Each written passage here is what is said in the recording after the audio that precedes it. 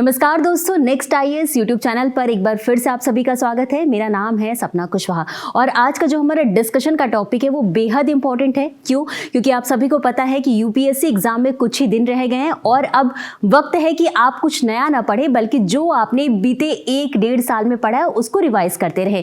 तो आपकी इसी सॉल्यूशन के लिए, ताकि आप ईजिली और चीज़ें भी रिवाइज कर सके, तो आज का हमारा जो पूरा डिस्कशन है वो पिछले 1-1.5 साल में जितनी भी इंपॉर्टेंट स्पीशीज हैं वो किसी न किसी वजह से चर्चा में बनी हुई थी, उनके बारे में हम डिस्कस करेंगे। तो इसी क्रम में हम शुरुआत करते हैं और सबसे पहले हम बात करेंगे इसकी कोकीन हिप्पो के बारे में। इंग्लिश और हिंदी दोनों में इसका नाम दिया है, तो आप इसको ध्यान से देख लेंगे। तो अब बात करते हैं। अच्छा, सबसे पहले हम आपको बता दें जितनी भी स्पीशीज हैं हम उनके आयुसीएन स्टेटस की बात करेंगे, वो मूल रूप से कहाँ पे पाए जाते हैं और उससे संबंधित कुछ विशेषताओं को डिस्कस करेंगे जो कि आपके एग्जाम के पॉइंट ऑफ व्यू से इंपॉर्टेंट है। सिर्फ उन्हीं मुद्दों पर हम बात करेंगे। तो सबसे पहले बात करते हैं मूल निवास की, यानी कि ये कहाँ पाए जाते हैं। तो ये प्रजाति जो है वो अफ्रीका में पाई जाती है। अब वर्तमान में चर्चा में क्यों बनी हुई थी? तो दरअसल कोलंबिया में इनकी आबादी जो है वो, इनकी संख्या जो है इसमें काफी तेजी से वृद्धि हुई है और इस वजह से चर्चा का विषय बना हुआ है। स्थान की बात करेंगे तो ये मैग्डालेना नदी क्षेत्र में पाई जाती है। अब कारण की बात करेंगे कि आखिर यहाँ पर इनकी जनसंख्या, इनकी आबादी क्यों काफी तेजी से बढ़ती जा रही है। तो दरअसल यहाँ पर कोई भी प्राकृतिक शिकारी नहीं है, इस वजह से इनकी संख्या बढ़ रही है। स्थिति की बात करेंगे तो आक्रामक प्रजाति है इनका नेचर ऐसा ही होता है। खतरों की बात कर लेते हैं तो ये जो है वो मूल रूप से किस प्रकार खतरनाक होती है, जो स्थानीय जैव विविधता होती है उसको प्रभावित करती हैं और साथ ही साथ मानव सुरक्षा, मानव आबादी को भी ये प्रभावित करती हैं। अब इससे जो प्रभावित प्रजातियां हैं उनके कुछ नाम देख लेते हैं। तो इसमें शामिल है मैनेट, उदबिलाव, कछुए, नियोट्रॉपिकल उदबिलाव। ये जो है वो प्रमुख प्रजाति हैं जो इनसे सबसे ज़्यादा प्रभावित होती हैं। तो ये हमने डिस्कस कर लिया पहले स्पीशीज़ को। अब आगे बढ़ते हैं और जान लेते हैं दूसरी स्पीशीज़ को जिसका नाम है मोर टारेंटुला। अब सबसे पहले बात करेंगे इसके वैज्ञानिक नाम की। तो इसका वैज्ञानिक नाम है पुइसिलोथेरिया मेटालिका। स्थान की बात करेंगे कि ये मुख्य रूप से कहाँ पर पाए जाते हैं। तो ये मुख्य रूप से भारत के पूर्वी घाट पर पाए जाते हैं। अब विशेषता की बात करेंगे तो आप देखेंगे जब इस इमेज में ये मकड़ी की एक प्रजाति है और जब आप इस इमेज में देखते हैं तो इसका रंग जो है वो गहरा नीला रंग है, चमकता हुआ। और आवास की बात करेंगे कि ये कहाँ रहते हैं, तो ये पर्णपाती वनों में मुख्य रूप से देखने को मिलते हैं। भूमिका की बात करेंगे कि आखिर ये पर्यावरण के लिहाज से महत्वपूर्ण क्यों हैं।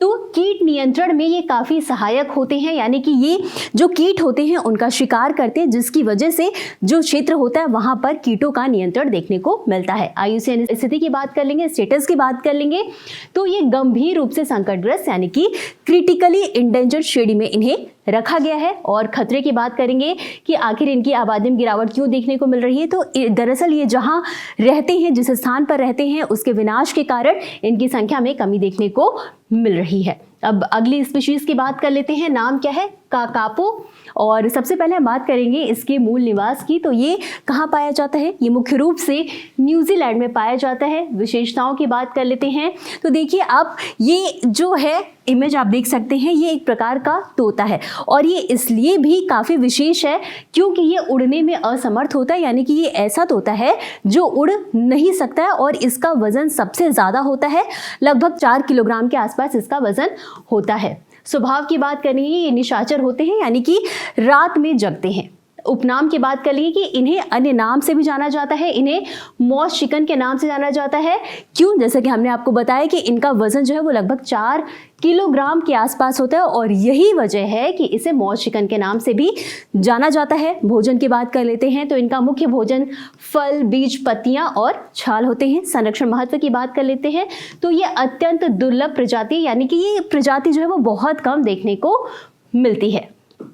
अब आगे बढ़ेंगे और अगली स्पीशीज की बात कर लेते हैं। ये है साइकेट्स। ये एक पौधे की प्रजाति है और ये पौधा जो है वो काफ़ी प्राचीन है और जिसे कि जीवित जीवाश्म भी कहा जाता है। अब एक बात जो आपको याद रखनी, ये विशेष इसलिए भी है क्योंकि ये डायनासोर के काल से ही अस्तित्व में है। विशेषता क्या है कि ये तापमान बढ़ा सकते हैं, कीड़ों को आकर्षित करने के लिए संकेत छोड़ते हैं, जिसकी वजह से कीड़े इनकी ओर आकर्षित होते हैं। आप इमेज को देख सकते हैं। और साथ ही साथ ये मुख्यतः भृंगों के द्वारा परागण करते हैं और इस लिहाज से भी ये काफी इंपॉर्टेंट हो जाते हैं। अगली स्पीशीज की बात कर लेते हैं। नाम है समुद्री घास यानी कि सी ग्रास के बारे में।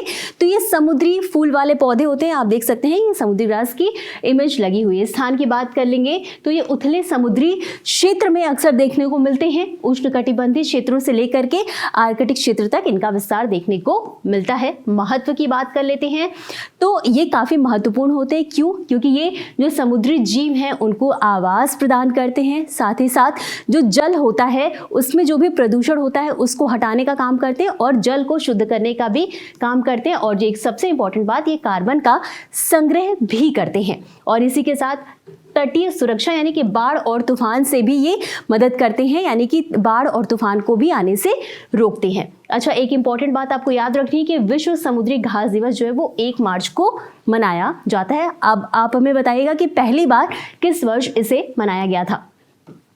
अगले स्पीशीज की बात कर लेते हैं। नाम है भारतीय तंबू कछुआ यानी कि इंडियन टेंट टर्टल। सबसे पहले हम बात करेंगे इसके वैज्ञानिक नाम की। तो इसका नाम है पैंगशुरा टेंटूरिया। आवास की बात करेंगे तो ये मुख्य रूप से उस एरिया में पाए जाते हैं जहां पर नदियां वगैरह होती हैं, वहां पर ये पाए जाते हैं। संरक्षण इंपॉर्टेंट है। संरक्षण की बात कर लेते हैं तो ये भारतीय वन्यजीव संरक्षण अधिनियम 1972 की अनुसूची 1 में इन्हें शामिल किया गया है। साथ ही साथ ये साइट्स की अपेंडिक्स 2 में शामिल है। और IUCN स्टेटस की बात कर लेंगे तो ये लीस्ट कंसर्न श्रेणी में शामिल है। भोजन की बात कर लेते हैं तो इनमें जो मादा प्रजाति होती है वो शाकाहारी भोजन करती है और इसमें जो नर और किशोर होते हैं वो मांसाहारी भोजन करते हैं। तो इतना समझने के बाद आगे बढ़ते हैं और अगली स्पीशीज की बात कर लेंगे इसी क्रम में, जिसका नाम है बैक्टीरियन ऊंट। इसका नाम आप लोगों ने चर्चा में सुना होगा। किस वजह से? गणतंत्र दिवस के टाइम पर इसका नाम आपने सुना होगा और इस लिहाज से ये काफ़ी इंपॉर्टेंट हो जाता है। विशेषता क्या है कि ये 2 कुबड़ वाला ऊँट है। आप इमेज में देख सकते हैं कि ये जो ऊँट है इसके 2 कुबड़ हैं और इसलिए ये काफ़ी इंपॉर्टेंट भी हो जाता है। और भारत में स्थान की बात करिए तो ये लद्दाख में मुख्य रूप से पाया जाता है और मध्य एशिया का ये मूल निवासी है। अनुकूलन की बात करेंगे तो ये अत्यधिक ठंड में भी आसानी से रह सकते हैं। ऊंचाई वाले क्षेत्रों में पाए जाते हैं यानी कि 15,000 फीट से अधिक ऊंचाई पर ये पाए जाते हैं। उपयोग की बात करते हैं कि मतलब इनका उपयोग किन क्षेत्रों में किया जाता है तो सेना के रसद और गश्ती कार्य जैसे कार्यों में इस ऊंट का प्रयोग किया जाता है। अब आगे बढ़ेंगे और अगले स्पीशीज की बात कर लेंगे। नाम है ऑक्टोपस। ऑक्टोपस के बारे में आपने बहुत सुना भी होगा और इसके बारे में हम जान भी लेते हैं। तो सबसे पहले तो आपको ये याद रखना है कि ठंडे रक्त वाला जीव होता है। अब धीरे धीरे करके हम इसकी जो और विशेषताएं हैं उन पर भी बात कर लेंगे। ठीक है, तो इनका जो रक्त होता है वो ब्लू होता है, नीला होता है इनका रक्त। क्यों? क्योंकि इनके रक्त में हीमोसाइनिन उपस्थित होता है जिसके कारण इनके ब्लड का रंग जो है वो ब्लू होता है और इनकी जो दृष्टि है वो काफ़ी विकसित होती है, काफ़ी दूर तक ये देख सकते हैं। व्यवहार की बात करेंगे तो ये समुद्र तल पर रेंगते हुए देखने को आपको मिलेंगे और साथ ही साथ ये शक्तिशाली शिकारी भी माने जाते हैं। और तापमान का प्रभाव ये होता है कि ये जहाँ पर ज़्यादा टेम्परेचर होता है, गर्म पानी होता है, वहाँ पर इनका प्रजनन काफ़ी तेज होता है। अब इतना समझने के बाद आगे बढ़ते हैं और अगली स्पीशीज़ की बात कर लेंगे जिसका नाम है सफ़ेद पेट वाला बगुला यानी कि वाइट बिल्ड हेरॉन। सबसे पहले हम बात करेंगे कि ये भारत में कहाँ कहाँ पाया जाता है। तो ये भारत में मुख्य रूप से अरुणाचल प्रदेश में देखने को मिलेगा। आवास की बात कर लेते हैं तो ये लोहित, अंजौ, चांगलांग जिलों में मुख्य रूप से पाया जाता है। संरक्षण जो कि काफ़ी इंपॉर्टेंट है, इसके बारे में बात कर लेंगे तो वन्यजीव संरक्षण अधिनियम अनुसूची 1 में इसे रखा गया है। IUCN स्टेटस की बात कर लेंगे तो ये गंभीर रूप से लुप्तप्राय यानी कि क्रिटिकली इंडेंजर्ड श्रेणी में इन्हें रखा गया है। साथ ही साथ हाल ही में जो गणना हुई थी उसके अकॉर्डिंग इनकी जो अनुमान संख्या है वो 250 से भी कम है, यानी कि इनकी संख्या में काफी तेजी से गिरावट देखने को मिल रही है। अब इसी के साथ आगे बढ़ेंगे और बात करेंगे अगले स्पीशीज़ की जिसका नाम है गैलेक्सी मेढक। गैलेक्सी मेढक को भी आपने न्यूज़ में सुना ही होगा, काफ़ी जब ये न्यूज़ में आता तो काफ़ी चर्चा का विषय बना हुआ था कि इनकी बनावट के कारण, क्योंकि इनकी बनावट जो है बिल्कुल गैलेक्सी के जैसे देखने को मिलती है। तो सबसे पहले बात करेंगे इनके वैज्ञानिक नाम की, तो इनका वैज्ञानिक नाम है मेलानोबैट्राकस इंडिकस। स्थान की बात करेंगे तो ये पश्चिमी घाट में केरल में मुख्य रूप से पाए गए। आवास की बात करेंगे तो ये अक्सर उन जगहों पर मिलते हैं जहां पर सड़ी गली लकड़ियां पाई जाती हैं, उनके नीचे ये पाए गए थे जब पहली बार इनकी इमेज ली गई थी। आईयूसीएन स्टेटस की बात कर लेंगे तो वल्नरेबल है इनका स्टेटस। खतरे की बात करते हैं तो जब ये रिपोर्ट आई थी, जब इनकी इमेज आई थी तो कुछ मेढकों की मौत हो गई थी और इसमें जो रीज़न बताया गया था वो बताया गया था फोटो पर्यटन के कारण इनकी मौत हो गई थी। साथ ही साथ कृषि विस्तार भी एक रीज़न है, यानी कि कृषि का विस्तार हो रहा है जिसके कारण इनके आवास में कमी हो रही है और जिस वजह से इनकी संख्या में कमी देखने को मिली थी। और ये याद रखिएगा 2021 में केरल के मध्यकेतन शोला राष्ट्रीय उद्यान में इसे प्रमुख प्रजाति घोषित किया गया था और इस लिहाज से ये प्रजाति जो है वो काफ़ी इंपॉर्टेंट मानी गई है। अब इसी के साथ आगे बढ़ते हैं और देख लेते हैं अगली स्पीशीज़ को जिसका नाम है रूम नोबिल। सबसे पहले हम बात करेंगे कि ये पाई कहाँ जाती है, तो ये आप देखेंगे कि अक्सर 4000 से 4800 मीटर की ऊंचाई पर पाई जाती है और ये जो है वो ग्लास हाउस प्लांट्स प्रजाति का एक हिस्सा माना जाता है। प्रकार की बात करेंगे तो ये मोनोकार्पिक पौधा है, यानी कि केवल एक ही बार ये फूलता है 7 से 8 सालों में। इस वजह से ये काफ़ी विशेष भी है, महत्वपूर्ण भी है और अलग भी है। स्थान की बात करेंगे तो ये उत्तरी सिक्किम में मुख्य रूप से पाया जाता है। विशेषताओं की बात कर लेंगे कि आखिर इस प्रजाति की मेन फीचर्स क्या है, तो इनकी जो पत्तियाँ होती हैं आप देखेंगे कि काफ़ी पारदर्शी टाइप की होती हैं और साथ ही साथ इसमें जो है वो प्राकृतिक ग्रीन हाउस प्रभाव का काम करती हैं। तो आप देखेंगे तो इनकी बनावट काफ़ी अलग है और इस लिहाज से ये काफ़ी इंपॉर्टेंट हो जाती हैं। अब आगे बढ़ेंगे और अगले स्पीशीज़ की बात कर लेंगे जिसका नाम है जेलीफिश। जेलीफिश की बात करेंगे, अक्सर आपने देखा ही होगा जेलीफिश को और इसके बारे में सुना भी होगा बहुत। तो समस्या की बात करेंगे कि जेलीफिश जो है वो सबसे पहले हम ये बात कर लेते हैं कि न्यूज़ में क्यों बनी हुई। तो दरअसल हुआ क्या था कि परमाणु संयंत्र की पाइपलाइन में इनके कारण जाम हो गया था, जिसकी वजह से ये जो है जेलीफिश जो है वो काफ़ी चर्चा में बनी हुई थी। हुआ क्या था कि बड़ी संख्या में जल प्रवाह में ये प्रवेश कर गई थी और जिससे कि पाइपलाइन में पानी का प्रवाह बाधित हो गया था और इसके कारण जो परमाणु संयंत्र है उसमें काफ़ी प्रॉब्लम भी हो गई थी, उसे बंद भी करना पड़ा था। तो मुख्य भोजन की बात कर लेंगे तो इनका मुख्य भोजन है प्लवक और ट्यूना और समुद्री कछुए जैसे अन्य जीव के द्वारा जेलीफिश का शिकार किया जाता है और इस लिहाज से इनकी आबादी जो है उसमें कमी हो रही है। अब इसी के साथ आगे बढ़ेंगे और बात करेंगे अगले स्पीशीज़ की जिसका नाम है समुद्री गाय, यानी कि सी काउस। और बात करेंगे इसके वैज्ञानिक नाम की, तो इसका वैज्ञानिक नाम है डुगोंग डुगोन।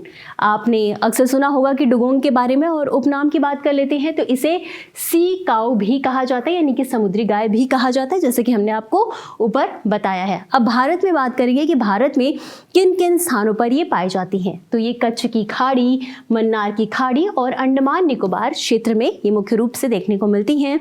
संरक्षण की बात करेंगे तो आईयूसीएन में इसे वल्नरेबल श्रेणी में रखा गया है। साथ ही साथ वन्यजीव संरक्षण अधिनियम 1972 की अनुसूची 1 में इसे शामिल किया गया है। भोजन की बात करेंगे तो इनका भोजन जो है मुख्य रूप से समुद्री घास है।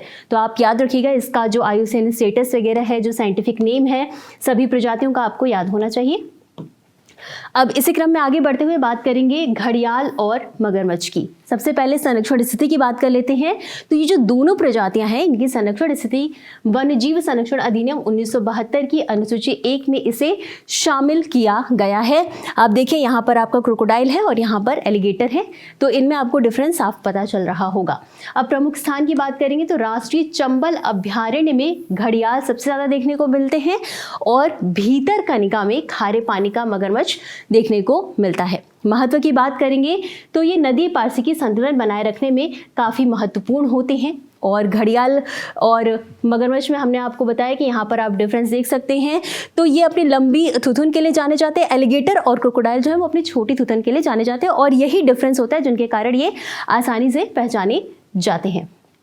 अब इसी के साथ आगे बढ़ते हैं और बात करेंगे अगली स्पीशीज़ की, जिसका नाम है एशियाई हाथी यानी कि एशियन एलिफेंट।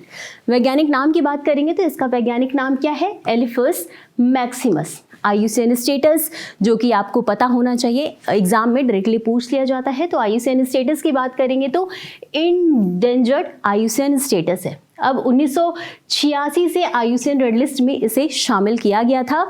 अब बात करते हैं कि भारत में इनकी सबसे ज़्यादा आबादी कहाँ देखने को मिलती है, तो सबसे अधिक संख्या जो है वो कर्नाटक में देखने को मिलती है। कर्नाटक में इनकी संख्या कितनी है? 6013।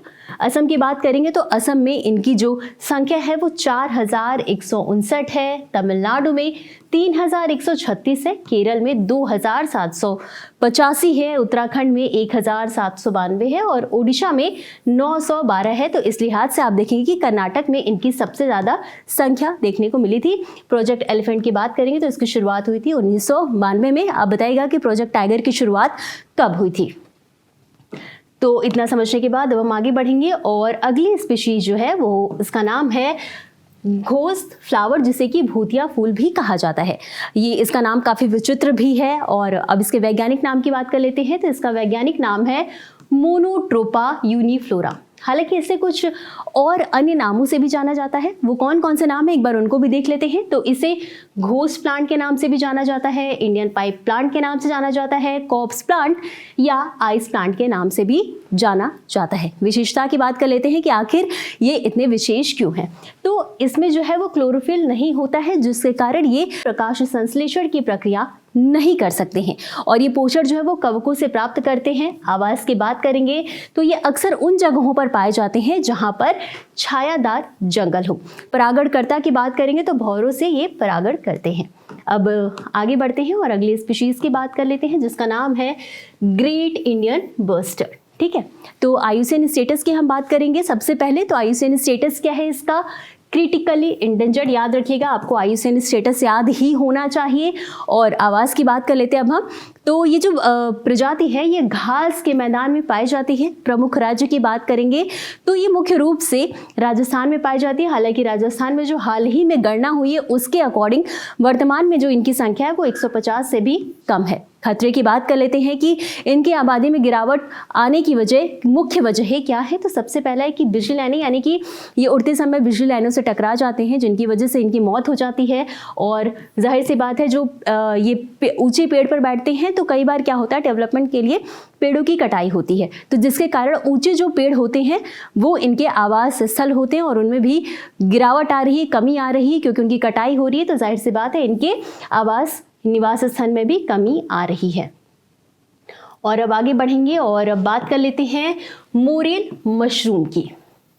ये काफ़ी महत्वपूर्ण भी हो जाता है। क्यों? क्योंकि इसके प्राइस के वजह से ये काफ़ी महत्वपूर्ण हो जाता है। तो इसके बारे में हम समझ लेते हैं। तो सबसे पहले हम बात करेंगे इसके स्थानीय नाम की। तो इसका स्थानीय नाम है कंगाच। ठीक है, विशेषता की बात करेंगे तो जैसे कि हमने आपको बताया कि ये काफ़ी महंगा मशरूम होता है, इस वजह से ये काफ़ी विशेष महत्व भी रखता है और साथ ही साथ ये अपने औषधीय गुणों के लिए भी जाना जाता है।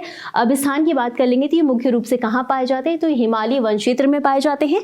साथ ही साथ जम्मू और कश्मीर वाला जो एरिया है वहाँ पर भी ये देखने को मिलेंगे। कीमत की बात कर लेते हैं तो जैसे कि हमने आपको बताया काफ़ी मूल्यवान होते हैं, इनका प्राइस जो है बहुत ज़्यादा होता है। तो 15,000 से 40,000 प्रति किलो तक इनका प्राइस होता है और इसलिए ये काफ़ी इंपॉर्टेंट भी हो जाते हैं।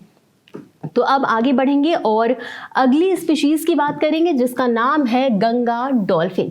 गंगा डॉल्फिन जो है वो बेहद महत्वपूर्ण है आपके एग्जाम के पॉइंट ऑफ व्यू से, क्योंकि लास्ट ईयर आप PYQ उठा के देखेंगे तो गंगा डॉल्फिन से डायरेक्टली क्वेश्चन पूछा गया था, है ना। तो अब बात कर लेते हैं इसके बारे में। तो जैसा कि आप सभी को पता होगा कि भारत का राष्ट्रीय जलीय जीव कौन है? गंगा डॉल्फिन। और इसलिए आपको इसका IUCN स्टेटस भी पता होना चाहिए जो कि है इंडेंजर्ड। स्थान की बात करेंगे कि ये मुख्य रूप से कहाँ पाए जाते हैं, तो ये भारत, बांग्लादेश, नेपाल और भूटान में मुख्य रूप से पाए जाते हैं। साथ ही साथ ये गंगा ब्रह्मपुत्र प्रणाली वाला, नदी प्रणाली वाला जो एरिया होता है वहाँ पर ये मुख्य रूप से देखने को मिलते हैं। और कहा जाता है कि जहाँ पर ये इनकी जनसंख्या, इनकी संख्या ज़्यादा पाई जाती है वहाँ पर नदी जो है वो काफ़ी साफ मानी जाती है। विशेषता की बात कर लेते हैं तो ये एक तरफ तैरती है और मीठे पानी की डॉल्फिन है जैसा कि हमने आपको बताया। और भोजन की बात कर लेते हैं तो इनका मुख्य भोजन है मछली, झींगा और घोंघे। तो इतना समझने के बाद आगे बढ़ेंगे और अगली स्पीशीज की बात कर लेंगे जिसका नाम है ध्रुवीय भालू यानी कि पोलर बियर्स। आवाज की बात कर लेंगे तो ये मुख्य रूप से कहाँ पाए जाते हैं? आर्कटिक क्षेत्र में।